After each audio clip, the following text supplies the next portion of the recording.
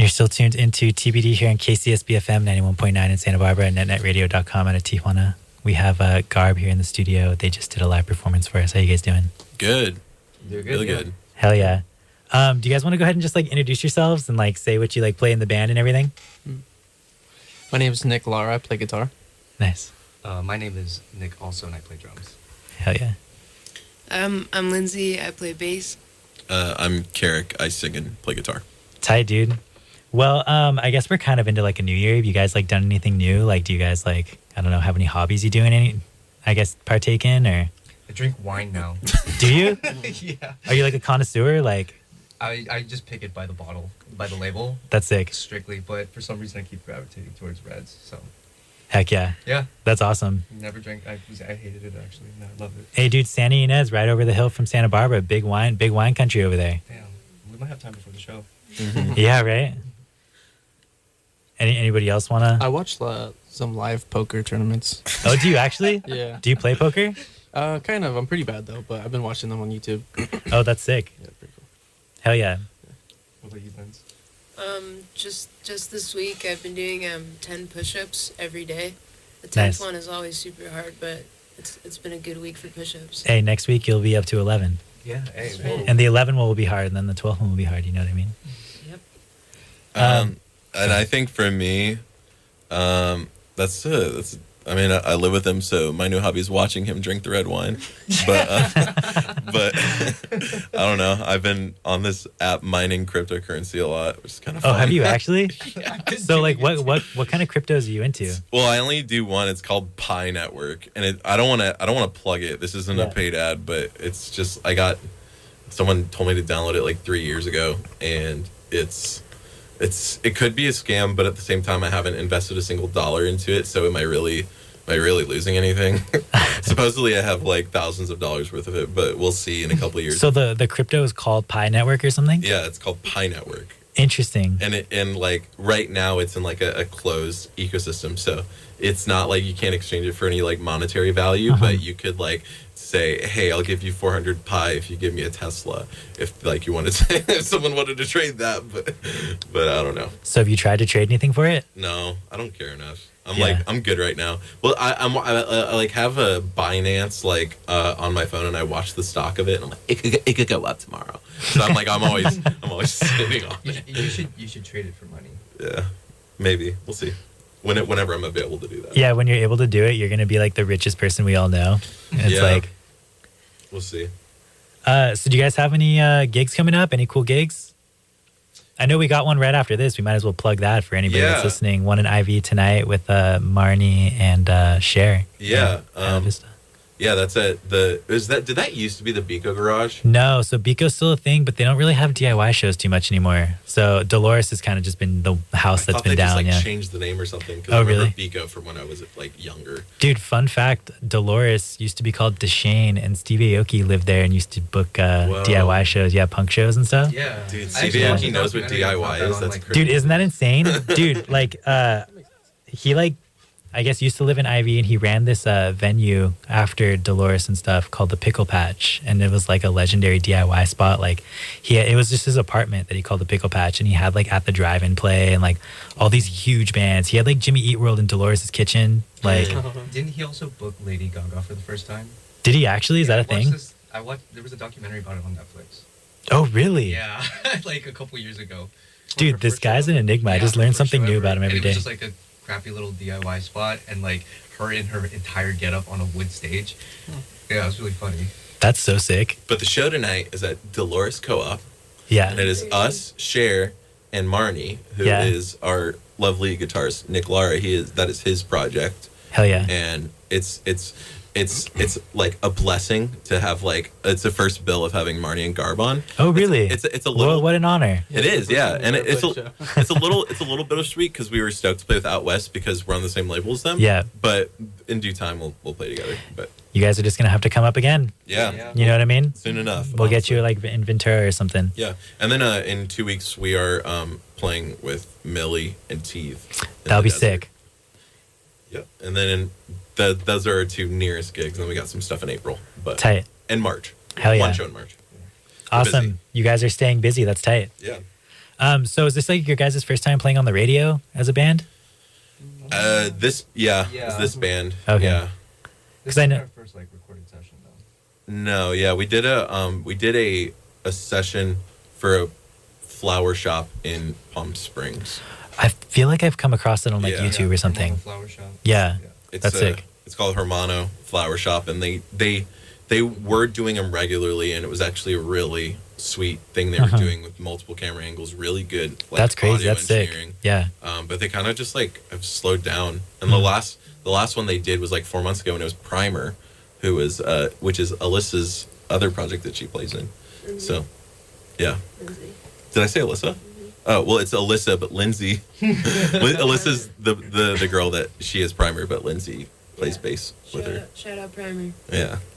Lindsay, I feel like you play in a lot of bands, right? You have Garb, and then what was the other one that played at all kinds of Ventura? That was Host Family. Host Family? Tight. Yeah. So sick. And then Primer as well? Yeah, I've since moved on from Host Family. Oh, really? Okay. They're still doing stuff. Nice. Yeah, like Garb and Primer I play bass for. Hell yeah, that's awesome. So I know we talked briefly, Carrick, but you had a radio show as well, right? Yeah, I had a radio show at my alma mater, which was Cal State San Bernardino, and it was really cool. It was I was always told ever since I went through puberty that I had a radio voice. So I thought I think I have pretty decent music taste, so I put it into application and actually did it for some college credits. And what's funny enough is like this is right before the pandemic. This was like 2019. And they saw how good I was as like a mixing board. They actually gave me a job being the sound tech at the theater there. Oh, really? That's awesome. And I got to do like 3 months worth of work, and then they're like, "We're shutting it down." Damn. Pandemic happened, and then they never gave me my job back. So That's a bummer. But it was a good paying gig too. I thought I had it made. I found a career, but whatever. So this was at the university that you're working at the theater there? It's at the Palm Desert campus of Cal State San Bernardino. Oh, that's cool. And it was really sweet. I really loved it, and I'd love to maybe get back into doing something like that for a side gig. But so with that experience, are you guys like do your own sound engineering for Garb and stuff, or? Not the new record, no. The first album, Terminal, I did it all by myself. I did that in my room. But with the newest record, it was really the first collaborative effort to like make an album that it's I wouldn't say it's a studio album, but it's practically like the ethos of it is. We recorded it at Lindsay's old house with a friend of ours, and then we outsourced it for mixing and mastering and all the good stuff. So that's awesome. Yeah. I guess before we like jump into, because I feel like it would naturally flow into like talking about just how Garb formed and stuff, but I also do want to kind of talk about just like how you guys all got involved in like playing DIY music and got into a scene. Like, what's the scene like in the Coachella Valley for you and stuff? Like, how'd you grow up playing music and whatnot? Do you want to go first? I feel like the scene is like, well, when we were growing up, when I was growing up, it was like, there was like a ton of bands at the time. I mean, there still are, but there are a lot less, I feel like. Now. Yeah. But there was like, sparse. but there was like so many bands playing in the Coachella Valley. And I was in a band with a bunch of my friends that I met in high school. And we actually played with like Carrick's first band, Safety Net. Oh, nice. Yeah, we played like a little show. We That's went on sick. like a little tour and played in San Diego at the Shea Cafe. But yeah, that's how I got started in like around like 17, 18. Oh, that's cool. Yeah. Nice. Oh, we used to have like, well, for me, we used to have like a pretty decent hardcore scene. Okay. So a lot of those shows I was going to as a kid, and I didn't really know too much about like alternative music outside of that. So it was just like I went straight from like Indian to hardcore. And then after that, the scene kind of died out, and then I had a couple friends who were making music, and I played drums, and I've done like jazz band and like with all that stuff in school. So they asked me to play, and then that's kind of how I started doing DIY gigs. Oh, that's cool. But yeah, I did a couple like crappy hardcore bands, like filled in for drums and stuff. But Where were you guys like, I don't know, going to shows at? Was it all like house shows, or was there like a specific spot that Like stuff yard was going down? shows. Literally all shows in the desert are 21 and up unless It's a house show or it's in a something. backyard in the East Valley, which is like Coachella, Indio. And like DIY wasn't like a term that was used or known out there. I don't think it still really is. I think it's just sort of like What? What about that hookah lounge, Ignition? You remember that? Yeah, but Was that 18 up or was that? that was 18 up. You talking about the one downtown Palm Springs? Yeah. Dude, my cousins own that. Really? What happened? It just went under. That, but But as My far as cousins like own that. the desert goes, I've never really classified that like the desert has a scene, quote unquote. Like there's just a bunch of bands in the desert, and I guess it's a scene, but like from like growing up, there was never like a sound, if you know what I mean. It's everyone's kind of doing their own thing, and I do like it that way.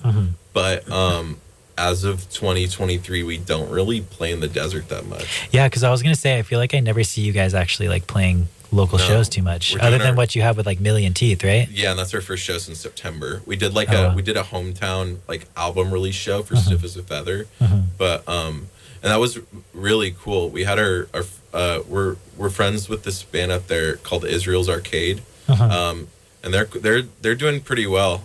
They're just nothing like us, like musically. Yeah. So we had like Israel and his band play, and it was just like another one of those build in the deserts where you get the just like, and then we had Cold God play, if you know who they are. I'm not familiar. But they're on Days Records. Sick. That's wild. The guy that Lara used to be in a band with is in that band. One of the guys in that band, Arturo. Shout out Arturo. Yeah. He's in that band too. And then Kraus was supposed to play that too, but he had to pull it last minute. But it's a bummer. We've like tried. I've tried a lot to sort of like bring up touring bands and bring bands through the desert. But like as much as I love my hometown, it's just it's not sustainable to try and like bring live music there on a regular basis. I'm trying to do like a show maybe once every other month, but it's more so spreading it out so that people just don't get fatigued. Yeah. I don't know. I feel like we're pretty out of touch with the desert scene too. Yeah. Like to be fair, like there's bands that play, and I don't know. I feel like because I'll see like something on Instagram or like they'll have a bill of bands like at one of the bars that we do, and I'll just be like, oh wow, like these guys are local, and I've been like some of them are really sick. So, but yeah, I think that I've just kind of been out of touch. We've been kind of out of touch with that, and also too, it's like the bands that you do know. There's only so many times you guys can play together in the desert. That's true. So. Yeah. Otherwise, just the same bill all the time. Yeah. And very, very lastly, what I'll say about this too is that along with like growing up in the desert and like all shows are 21 and up, like me, I'm a sober person, and like I've never like since I got sober, and even before that, I never really liked the idea of like an exclusionary show it's to like weird. people that are under 21. So it's just the desert's like hasn't, as much as I love it, I'm not talking bad. The desert just like never. Like since Garb was like formed, it's never really met the needs of the band. So we've just always, I think people in LA think we're from LA. Yeah. So. I know. I told somebody that I was like, oh, you should come to the show with Garb. They're from the Coachella Valley. And they're like, I thought they're LA. Happened multiple times. Well, Lara does live in LA, and he drives out for practice like every other week or so. Tight. So, even though he's from the desert, but that's sick. We're a hybrid destination band. We actually were considering like, oh, we should like move to LA. I mean, we're still considering. Yeah, but I remember somebody telling us going like, no, stay in Palm Springs. Like that is so cool. Like that little niche that you have. You say it is, bro. Yeah, I know. Yeah, right. It's like gas. It's like that band Lowercase, aren't they from like Palm Springs or something? Lowercase? I haven't heard of them. Oh, I've never heard of Lowercase. Are they a desert band? Maybe they're from like Hesperia. They're from like the 90s. It was like they did some stuff with Kill Rock Stars around the time of Unwound. You know what? I have heard of this band. Yeah. They're from Palm Desert. Oh, Palm Desert, yeah. Yeah. They're like part of that whole like, I have heard of them, and they sound like Unwound and stuff like that. Vern Rumsey put them out on Punk in My Vitamins, like his label. No one knows they are in the desert because everyone just obsesses over like Queens of the Stone Age and Caius and stuff. Oh, like really? that. Are they from there? Oh yeah. Oh, yeah. That's funny. I didn't know that. Josh Homie's my friend's godfather. Oh, really? What the hell? Yeah, his dad is shout out Micah. His dad's Jesse Hughes from what's the band? You know, Eagles. Yeah. So that's sick. That's so wild. What a random fact. Man. I went to Josh Homme went to my high school. That's insane. Yeah. The only people I had come from my high school was that band, The Neighborhood. Do you remember that? Like, with the yeah. U, they have the U in their name, right? Or is it? Yeah, like, I think it might be. British? Yeah. Their like logo is like an upside down house or something. But I remember like the whole band, like the dude's little brother was like my age, or one of the people's little brother was my age, and like the band showed up to our graduation, and everybody was like, "Oh my god, The Neighborhood's here!" It's so funny. Wait, what's like a song from them? Sweater Weather. Yeah, I Sweater love that Weather. song so Yeah. much. Like Wait, that's. where'd you go to high school? Royal High School in Simi Valley. Oh, Simi? Oh, Yeah. so you're not even like. So you grew up like outside of Santa Barbara. Yeah. Oh, okay. Yeah. I just went to school here. So I play that song on Rock Band yeah. I'm not familiar, man. Oh really, dude? That was a 98.7 They classic. played Coachella. Okay, maybe if you play for me in the car when we're driving over to the gig. Oh, so this is another thing. You guys mentioned Coachella, dude. Is that a thing you guys go to, or do you guys hate Coachella? Oh, I no. mean, I don't hate it. We sneak in. Okay. Yeah. No. Wait, hold on. Okay, Wait. I went for the first time in 9 years this past year. Damn. We went a lot. Like that was the thing to go in high school, and then like back when we were younger, it was you were able to sneak in, and like we would do that. But Oh really? We don't hate the festival snuck in- itself. We hate Yeah, like, kinda. that it's our town becomes like Our town's immovable. ruined. Yeah. Oh, like, really? You can't even. Yeah. You can't Yeah. go It's anywhere. good for I don't- like small businesses, kind of, but it also is like really also congested. overwhelming. I see. It's not good for the locals in that area. Yeah. Yeah. we I have, actually yeah. did a Golden Voice concert last year. Really? That's wild. They put on a midweek festival in between both Coachellas. Wow. They call it Cella. They just call it Cella. Interesting. And we opened for like probably one of the largest artists in Mexico right now named Ed Maverick. That's kind of sick. And it was cool, but and I think Coachella is great. It's just that there's been a huge metamorphosis of what the festival is now, Yeah. compared to like when we were in high school. Yeah. Mhm. Like when I was in high school, I saw like Jeff Mangum and like That's crazy. and Godspeed You Black Emperor and like stuff That's like that sick, when I was yeah. like 19, 20.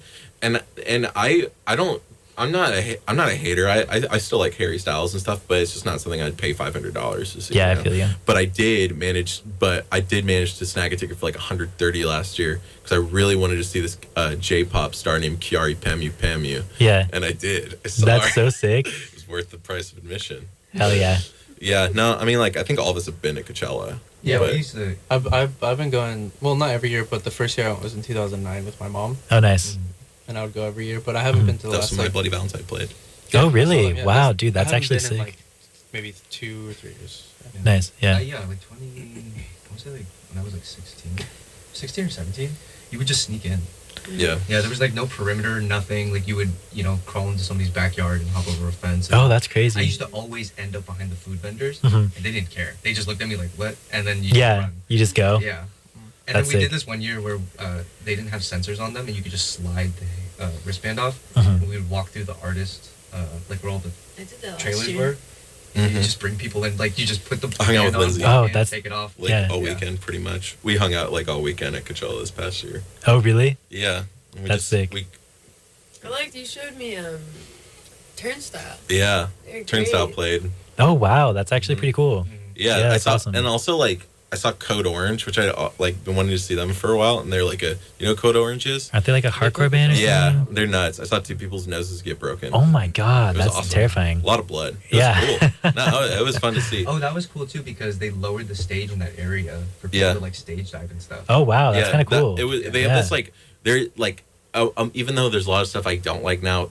With an innovation they've made that I do like is they have this tent called the Sonora tent, and it's all indoors. It's like an indoors tent with air conditioning, and that's where like all the like bands play, and so like Black I saw Midi. what Black Midi. like black. I saw Oh, black. wow, I that's saw cool. Black Midi in there this past That's year. sick. Like the Chats and there's some popular band from like Sweden or something. I forget what they're called. But yeah, no, it was cool. It was worth price of admission if admission is under face value. Yeah. That's all I'll say. Have Yeah. you been? I've never been, but I really wanted to go one year when like Nutrimilk Hotel and like real That was estate were 2014. playing. Yeah. Yeah, They didn't let 2014. anyone take pictures because I was there for that. Oh, really? they were Yeah, like, I wanted to go to that so bad, but I was still in high school. My parents were like, "You're not going to that music festival. There's drugs there or I something." don't fight So- that year too. There is drugs there. Yeah. That's true. But I ended up catching Nutrimilk Hotel at the Hollywood Bowl. Like after that, they like went on a tour or something, and so I was Yeah. like, "All right, that's They cool." played at Pappy and Harriet's too. Oh, right, they did on that tour. Mhm. Yeah. So I never been, always wanted to, but it's also very expensive and it's kind of just like, I don't know. Yeah. Well, you got places to crash if you ever want to go. It's true. Oh, hell yeah. Thanks, guys. I appreciate that. Also, fun fact, the house that like I grew up in Indio, which is literally the city that it's held, you could hear the festival from my backyard. Oh, really? Yeah, it was loud. I used to live on the same street as the festival. Yeah. I just walked like 10 minutes and I was there. 50 seconds? I rode my bike to the festival one year. No, wait, Dude, that's 50 sick. seconds. Yeah. I live Beat on the 42nd traffic. now. So I guess since we only have like about 10 minutes left, but how did Garb start? How did you guys like come to start Garb, like after like going to DIY or house shows and like? I mean, Garb started as like solo endeavor of mine, and like I was showing my friends, showing my music to.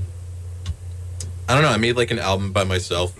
I was working at like Guitar Center at the time, and like I had like a year sobriety under my belt. I was in a band before that called Safety Net, and we would come out and play in Santa Barbara at the Fun Zone a lot. Oh yeah. And it was like a post-hardcore project, and once I kind of like sobered up, I wanted to do something a little more mellow and a little more soft. And I was just like showing it around, and Sacro, Sacro and I, Nick Sacro, and I kind of like started fleshing it out, and then we started to form a band, and it was like a 3-piece for a while, and we had a bassist before, Lindsay. And then and then we just evolved into a 4-piece, and then like with Stiff as a Feather, it is like the first like collaborative project I've done. Everything I'd ever done before that, like Nick Sacro and I, like, and even like Lara has some stuff that he contributed to the album. So I'd say that like even though the music started in 2017, we became a band in 2019. Okay. And then, so it was like, mostly just you guys just yeah together, yeah. Yeah. Were you guys playing shows at that time with Garb? Yeah, we played shows right before the pandemic happened, and our very first show we ever played was at a now defunct venue in LA called Rec Center. Oh, nice. Rec Center was sick. Yeah, I was that was at the show that place got shut down. What show? Some of my friends were trying to have a Bico fundraiser there, and there was like, I don't know, some band like something Orgasm or something, Kohino Orgasm or something. Sick. And like, I don't know, it was like some artists like that. It was like DJs and stuff, and then the cops just raided it and wouldn't let us leave, and like they arrested. Chop shop and shit around that. Yeah, they like arrested like the NOS guy, and they took all the money from the door. It was honestly really intense. They wouldn't like let me get my car. It's like a lot of chop shops. It's kind of How long wild. were you there for? At the show? Yeah, like after it got shut down. Oh, dude, me and my girlfriend were just sitting on the curb for like 2 hours waiting to go home. my God. It was wild. I like went up to one of the cops and I was like, "Can I just get my car and go home, bro?" Like, yeah, it was wild. That was our first show. Was at Rec Center, because I think from the beginning we wanted to establish that we, even though we're from the Coachella Valley, we weren't based Yeah. there. So and then the pandemic happened, and then we started playing shows again in 21, and Cool. yeah, we've been a full band for like 4 years now. Wow, Yeah. it's crazy. Yeah, wow. Time flies. So you want to talk a little bit about like your latest tape that came out with Candlepin? That's Stiff as a Feather, right? Yeah. Cool. What'd you guys like do different from like your other stuff? You said it was like more collaborative and everything, right? I think, yeah, definitely that. I think that I remember when I started the project, I started writing the album in early 2019, maybe late 2018. And I remember going into it, I wanted to write, my first goal was to write one 43-minute song, and then just like divvy it up into 10 tracks. But then like from there, I kind of just like was like, I want to see how loud I can get and how quiet I can get and how I can do it without turning people off. And that was like my goal, was to be like very loud and very quiet. And it was very collaborative. I think the first song we wrote was Life Alert. And Nick and I were just jamming on that for a while. And then the last song that got added to that album was Shatter Photoshop, which is funny because that was actually like, that's both the newest and the oldest song. That's like one of the first demos I ever recorded. As Oh, really? Back in like 2016. Wow. But I finished the song in like 2020. Yeah. It took like 5 years to write that song. That's sick. Yeah. It's just the very end of it. Like I was just riffing. I was just like I was like, I want this album to be 10 songs. And so I was just like digging through the archives. And like Shatter like really fit the overall like theme of the album. So I was just like, yeah, that's perfect. Let's slam cool. it on in there. It's also the first like release I've ever done that's like an actual 10 tracks with like no filler, unless you want to consider Rotting in the Garden filler, but but I don't think it is. So how'd you get involved with like Candlepin? How'd you guys like find that label? Like, so Aiden, shout out Aiden from Candlepin. I think he just found us. I don't know how he found us, but he was putting our tracks on now like a playlist that Candlepin, like what's being played at CPR headquarters. And like I saw it, like he was putting a couple Garb tracks on there. I was like, how is he? I knew that like we were starting to, Life Alert was starting to like gain some traction. Like that was the first thing we put out like last year. It actually came out a year ago. And then I just like noticed that he was just like paying attention to us and they followed us. So I just kind of just like shot the idea. Like we're not like gung-ho on like signing or anything. And what's so cool about Candlepin is that it's very much not structured like that. Aiden has his own band called Husbands, and Husbands is sick. Yeah, and he just wants to support other artists. That's so cool. I was just like, hey, I saw you like our stuff.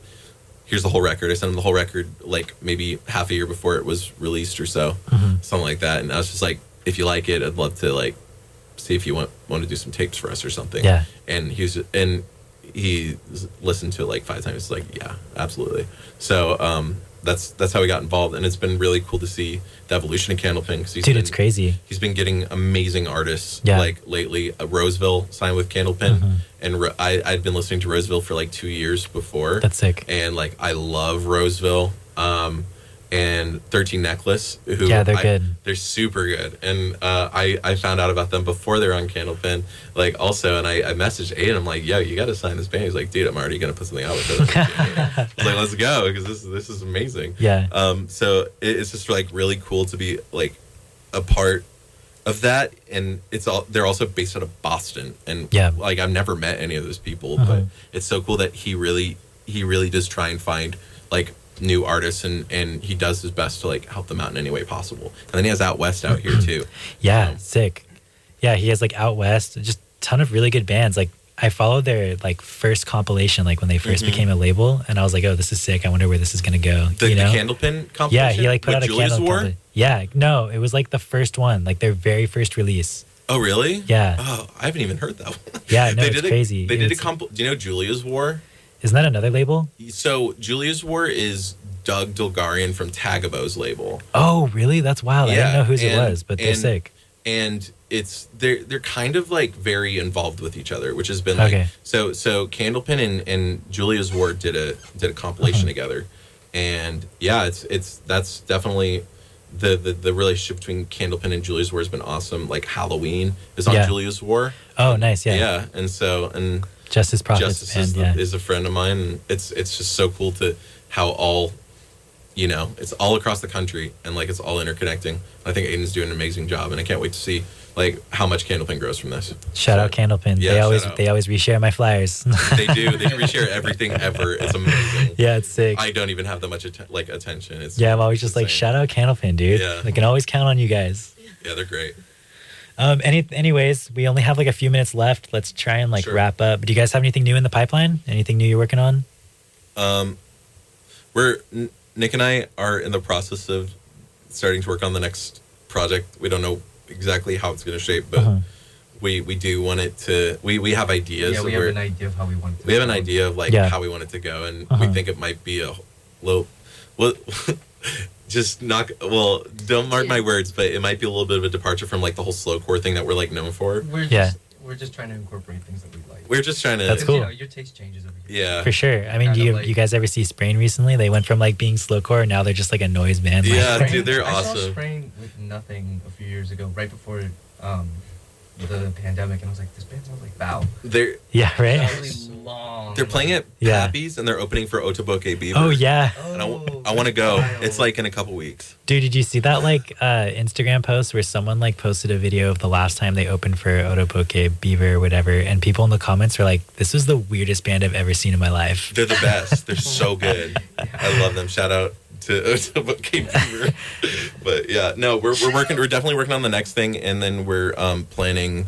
We got more shows. We're doing a run with Cryo Geyser in April. Oh hell yeah, that's sick. And then we have a possible half U.S. tour in the summer. Wow, that's crazy. We have it's not announced, but we're probably going out to Chicago and back. So, dude, that's sick. But that'll be fun, dude. TBD, no pun intended. Yeah.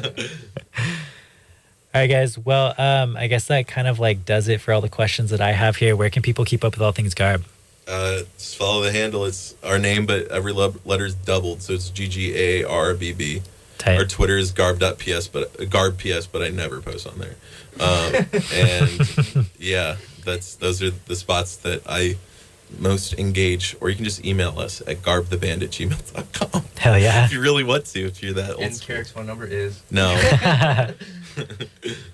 All right, so I have one more question before you guys go. It's kind of the biggest one of the show. You guys ready? Everybody has to answer it. Uh-huh. All right. A rat is going to jump into your mouth. Do you want this rat to jump into your mouth head first or butt first, and why? Oh, head first, easy. Why? It's about the shape. You just feel like it's more aerodynamic? If I'm swallowing it, it's better to go this way than this way. That's true. Head for sure. Why? Well, with the other shape, it's smaller, and then you can just like bite as hard as you can. Yeah, do we have to swallow this? Or Is it? Are we swallowing it or are we Hey, putting it's it out? your you choose your own destiny here. Okay, because I was going to say rear end first because that rat won't bite my tongue and I can just spit it back out. Yeah, but its tail goes in. Logical. Yeah. No, I'm not swallowing it. I'm killing it with my teeth. Why would you even want to do that? I want to swallow that. I want it forward so I can like have the tail like crawl in my mouth as I swallow it down. Like spaghetti? Yeah, like spaghetti. Oh, Why are Yeah. you guys eating this rat? Why not? Let's do it. All right, guys. Well, that's all we have for today. Thanks for tuning into TBD on KCSB FM 91.9 every Sunday, 4 to 6 p.m. and NetNet Radio every Saturday, 4 p.m. Soon to possibly change on the NetNet time. But anyways, this is Garb from the Coachella Valley. Thanks so much, guys. Thank you. Happy Super Bowl. Happy Super Bowl. Oh, yeah. Happy Super Bowl Sunday if you're a celebrator.